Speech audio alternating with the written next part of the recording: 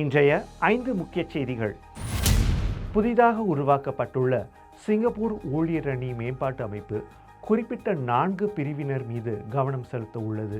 புதிய பட்டதாரிகள், இடைநிலை பணியாளர்கள், மூத்த பணியாளர்கள், வேலைக்கு திரும்பும் பராமரிப்பாளர்கள் ஆகியோர் அந்த 4 பிரிவினர் என்று மனிதவள அமைச்சர் டான் சீலிங் தெரிவித்துள்ளார். ஆட்குறைப்பு செய்யப்போவதை அரசாங்கத்திடம் முன்கூட்டியே தெரிவிக்க வேண்டிய கட்டாயம் எல்லா வேலையிடங்களுக்கும் இல்லை.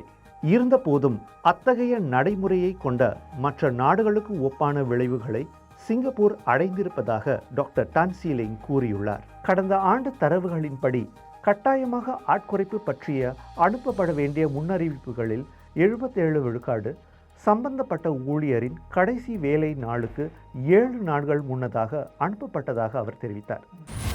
மெக்பர்சனில் உள்ள வீடமைப்பு வளர்ச்சி கழக வீடு ஒன்று திங்கட்கிழமை இரவு தீப்பற்றி எரிந்ததில் 8 பேர் மருத்துவமனையில் சேர்க்கப்பட்டுள்ளனர். ஜூசெங் ரோட்டில் உள்ள பிளாக் 14 18வது தளத்தில் உள்ள அந்த வீட்டில் தீப்பிடித்ததாக இரவு 9:40 மணி அளவில் தனக்கு தகவல் கிடைத்ததாக சிங்கப்பூர் குடிமை தற்காப்பு படையும் காவல்துறையும் தெரிவித்தன.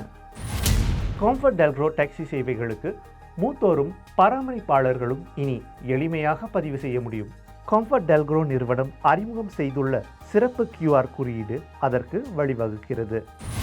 தமிழகத்தில் ஆட்சி அமைக்க உரிமை கோரி தமிழக வெற்றிக் கழக தலைவர் விஜய் ஆளுநருக்கு கடிதம் எழுதியுள்ளார். தமிழக சட்டமன்ற தேர்தலில் எந்த கட்சிக்கும் ஆட்சி அமைக்க தனி பெரும்பான்மை கிடைக்கவில்லை. தற்போதைய சூழலில் தொங்கு சட்டமன்றமே நிலவுகிறது. இது போன்ற செய்திகளுக்காக தமிழ் முரசுடன் தொடர்ந்து இணைந்திருங்கள். தமிழ் முரசுக்காக கி. ஜனார்த்தனன்.